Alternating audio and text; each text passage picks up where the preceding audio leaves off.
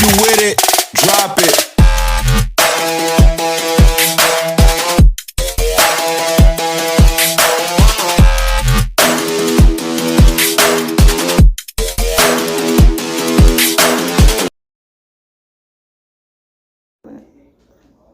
Okay, who is this? Up top here, Yes. that's Laurie Holmes.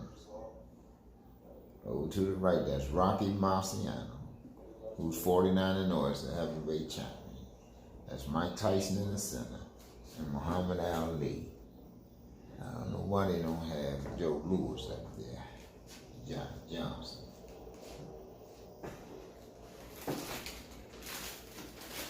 Give me something sweet since I can't have nothing sweet. Y'all, guess where I'm at?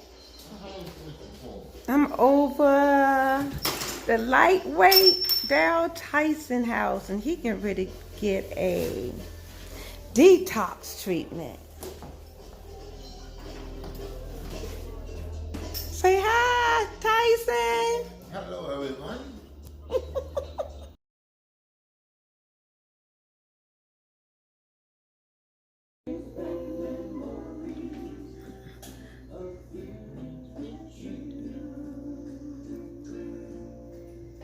So Tyson is 27 minutes in, and his water is turning already. Turn it brown.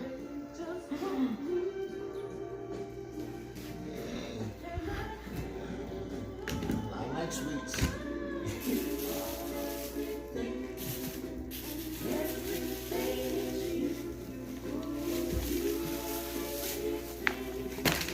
Think I'm eating too much sweets.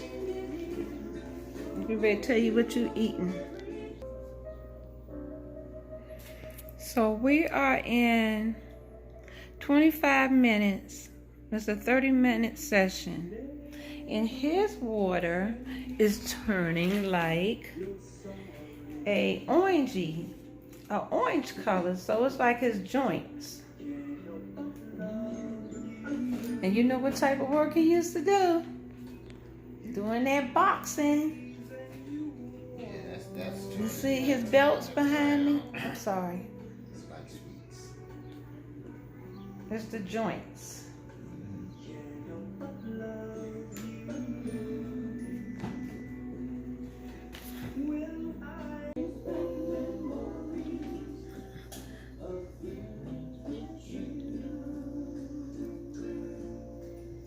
So Tyson is 27 minutes in, and his water is turning already. Turn it brown.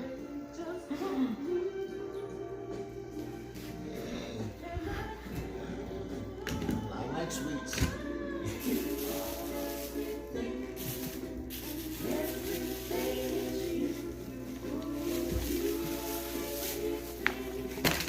Think I'm eating too much sweets. You better tell you what you eating.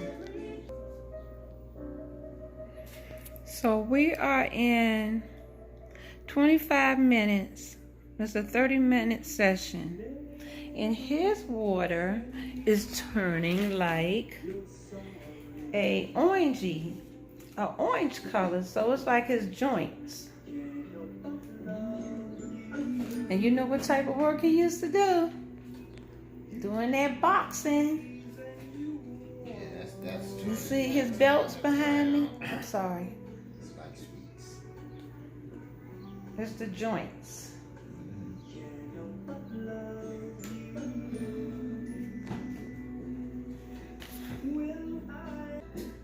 Everything. I had a wonderful career.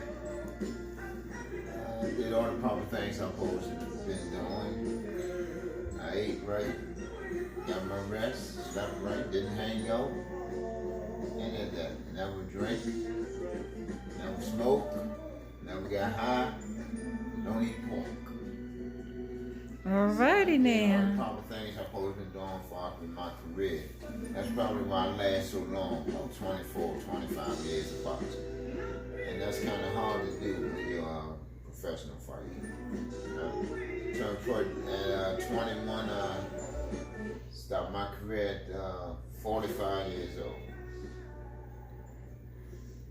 So how many fights have you won? I won 50. Was it? Was it 50? I think I won 50 fights, 50 and 13. I was the last lightweight to fight 15 rounds. Yeah, me and Jimmy Pawn out of Detroit, Michigan. And then back in '86, that's when Ray Leonard and Mom Hagler fought the first 12-round fight in Las Vegas. A year after I fought the last 15 rounds in 1985. How many knockouts you had, Tyson? 20 something. I can't remember. 20 something. I just can't remember now. Yeah. So you working with the community now? Yes, I'm working with the community. I'm working with the kids. I got a couple of kids I'm working on right now, and I think would be destined to turn pro. And if not pro, go to school, get a hell of a college education. I tell them school is really the #1 part in my life and for all my young kids, because I went to college for about three months, and back in them days, you know, I stopped going to college and just turned pro so I could make some money for myself and my family. Oh, that's a wonderful thing. Yeah. So all your kids grown now? Not all of them. I still have some kids. About I got about 3 of them, about 8. As far as my kids? Yes. Oh yeah, all my kids are grown. I got 35, 21, and 20-year-old. What's the ages of your kids that you train now? Is it training it's called? Yes, it's 8 years and up. 8 to 21. Because I believe in your fighter at 21.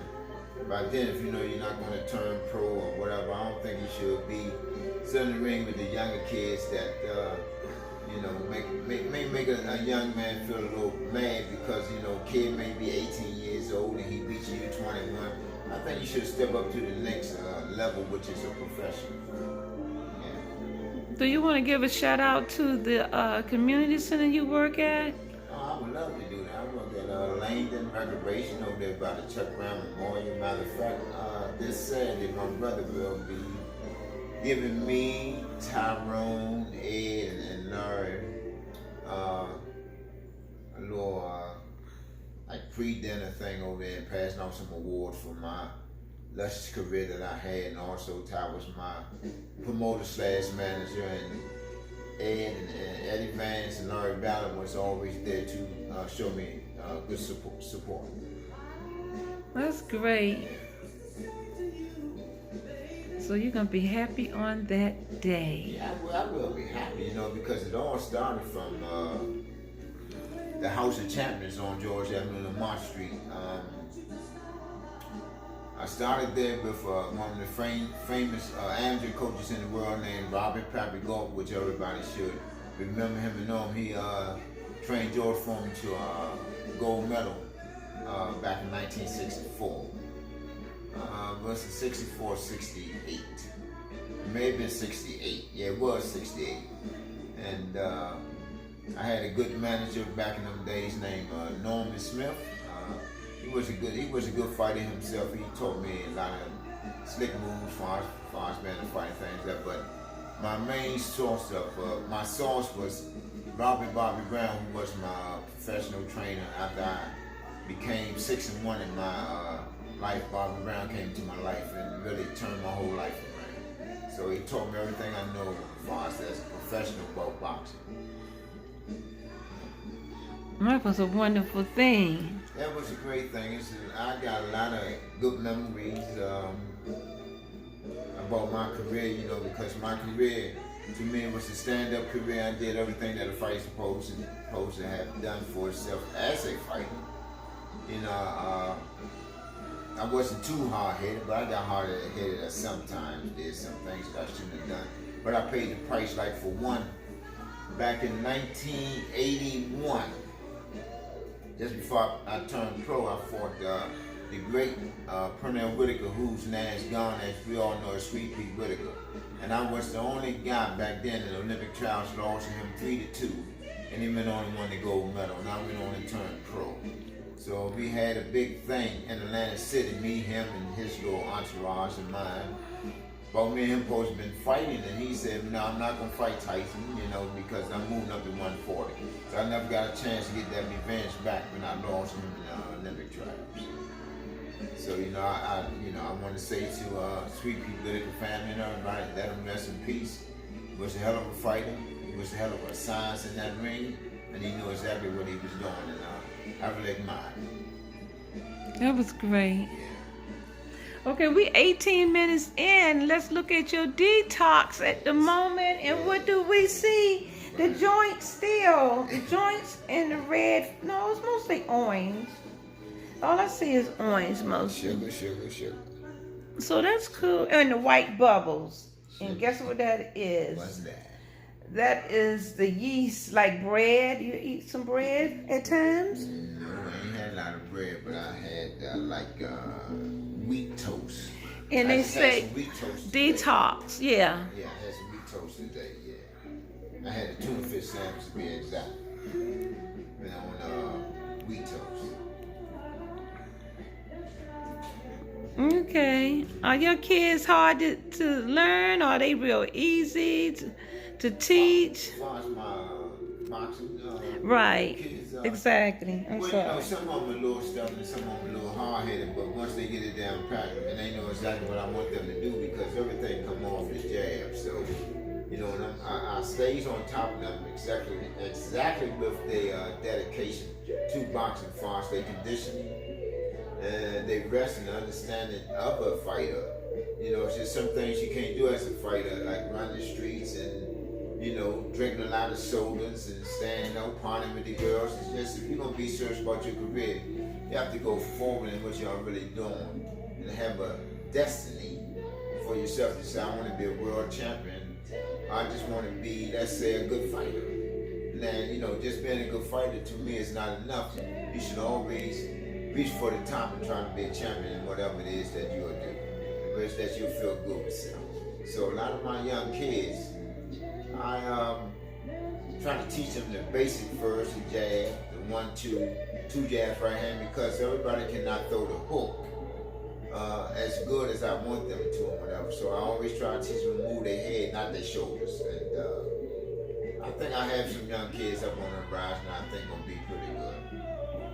That's great. You want to call any names out that you think gonna be on top, or what? You want to keep it secretive, or what? Well, it's nothing really secretive. I had one young kid that I was training. That you anticipating on making it to the top. Well, I had one young kid that I was training, and he got away from me. But I think he would have been one hell of a champion, one hell of a fighter, and he still can be. If you go back to some of the things that I used to show him, the last time I had saw him in my gym, he was off balance because his back feet was behind his front feet, and you can't get a good right hand off that. And I had told him that. And his name is Stacy Shelby, and I think he'd be one hell of a good fighter if you go back to the basic things that I showed him. Okay. As far as boxing. I have another one named Gregory Burton. I think that he'd be a good fighter. He's about 6'1". Are they in the DC area? But Stacy Shelby, he's in the DC area. Was in the DC area, and the rest of them are and we know Greg Burton is in Maryland. He lives in Maryland. I had some other little good fighters. If they put their head on straight and right, they could be good fighters themselves. You know what I mean? But they got to listen and do the things I asked them to do. And I'd like to give a shout out to all of them: Greg, Dennis, Leon, Casanova, Ahmed. He gonna be a good little fighter because he's just growing up in the 8 years old. He won his first little championship with me, and I think that was good for an 8-year-old kid to come on board and do that. Far as everyone else, I would have to get them in line and doing the right things and the basic things that a fighter's supposed to do. And the only way you can show a fighter that is to teach them. You have a lot of coaches and trainers. Right. I'm not a coach or a trainer. I'm a teacher. Right. If I ask you to do something you don't do it, I'm gonna show it to you. If I ask you to go running, jogging, and whatever you don't, I'm coming to get you and I'm gonna show you how to run and jog and where I'm going to run at. So sometimes you have to lead by example. And I also tell them some foods that you eat are not good for you, but they still young, growing up and everything. But I tell them don't try to stuff themselves with every little piece of food that they get. Always trying to be in the middle of what they are eating. But water is one of the best things for a fighter there could be. And fruit. I like that, water and fruit. You said aqua and fruit. How about veggies? Well, the veggies, I got to get them into the veggies. They're not really into the veggies yet and things like that. You know, they love the chicken, the turkey, and whatever else they eat. But I try to tell them to stay off like they get married women like the chicken and the beef and the pork. Stay with them that the fish is okay. You know what I mean? Because you working at it and you working it off. So I mean, you know, I also tell them to stay away from white potato. Eat the sweet potato. It's more natural for you. But those are things they have to understand. I'll be trying to teach them in life, as far as like trying to take care of themselves, because you got to take care of yourself after boxing. Right. So we are 12 minutes in. And the water is about, I would say, okay, do I see some, okay, let me see what's going on here. I see a little brown here too. So I still see some joints and some liver and cell debris. Is that red I see too, or is that my imagination? That's your imagination. Oh, okay, that's my imagination. And the white bubbles. But you always had a good imagination. Y'all don't pay that no attention. Okay, so what you been doing on your entertainment time? I know you dealing with the kids. You mean what is it? As in your, you know, Spare time? yes, spare time, I would say, yes. You know, I have a group that I walk with. Oh, yeah. You know, about 6:30 in the morning. You know, they do about a 4-mile walk, and you know, I walk with them down Mass Avenue to Minnesota Avenue. Then I run up Pennsylvania Avenue Hill. Then sometimes I just run. But I got about 7 or 8 people out there that do that with me. You know, name is Bernadette, Rhonda, Jeanette, Michelle, Red, Jake, Art, we call Arthur. What else I have there? I had Ricky, but Ricky stopped. My dear brother Dimitri Tyson. We had several people walking for us. Anthony, who y'all call Geese or whatever. But I had a couple of people out there walking with us, but they can't hang in there. They can't hold on because of that Pennsylvania Avenue. I thought did you say you had Sugar Bear one time with you? Huh? Wasn't it Sugar Bear with Sugar, you? Yeah, Sugar. I'm sorry, Sugar. No, I got Funk with me. Oh, okay. James Funk that played with the Red Essence Band. I'm sorry. I'm glad that you remind me of that. Okay. Yeah, James Funk, as y'all know, as Funk, and we trying to get Sugar Bear out there, but he's still debating on what he want to do. So I'm quite sure he'll come out there. And I also had one of the great entertainers from the Soul Searchers back there with Chuck Brown. Oh, it sucks, man. His name was Donald Tillery was the horn player. He also walks with us. Okay, that's great. That's a good And thing. he's Donald 70. Donald 74. The ones that used to be with the Soul Searchers, you Yes, said? that played the trumpet, little short dark skin. His name Donald Tillery. He's about 74 years old. He also walks with us, and we all be out there having a good time, having fun and things like that. And it's very entertaining, you know. So y'all walk every day, every We morning? walk every day besides Saturday. Then sometimes, like on a Sunday, we may go out to the bridge over there by the what's that? The MGM, right. We walk over the bridge and turn around and come back. And you know, I think that's very helpful, very spiritual. And Y'all do Haynes Point too, then right? we do Haynes Point also. Yeah. Okay, that's great. Yeah. So how many women y'all have with y'all? We have 4 women right now. Bernadette, Michelle, Jeanette, and Rhonda. Rhonda's ex-tennis player, and she's pretty good at it. And me and her this morning just walked. This morning we walked at a pretty good pace this morning, and she's a hell of an athlete, and I hope she remains that and stay that way. And also, So she's training kids too, or she just doing things on? I don't know what she's doing. I think she's working, but I don't know what kind of work it is that she do because I didn't try to get into that. But she's a nice young lady. She's a tennis star. That's great. That's good enough for me. I know that's right. Okay. We are 8 minutes in. Yeah. And, let me see. I think my water's getting browner and browner. That's your joints, so that's good. That's all the toxins coming out your joints. That's great. In the white form, the yeast. So that's a good thing. Oh, man. Killing me softly. Well, that's a good thing. No, when you have toxic poisons come out the body, that's the best thing for you. And I love it. Yeah. So we'll be doing this again at the same time next month. Okay, thank you. The Junior welterweight champion. Again, I'm talking to Daryl Tyson, the lightweight And junior welterweight champion. and junior welterweight champion. Here go his. Weight classes are 135 and 140. You hear that, child? So if y'all ready for a good old fight, come see Tyson. No, I'm just kidding. If y'all ready to get your kids in the community school, community classes, right? Not school, right? Like community classes. Classes. Come see Tyson down at, again, Tyson, tell me the name. Langdon Recreations down there by the Chuck Brown Memorial. Shay.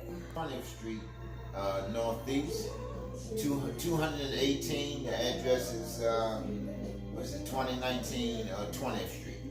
In the Washington, D.C. area. Yes, ma'am.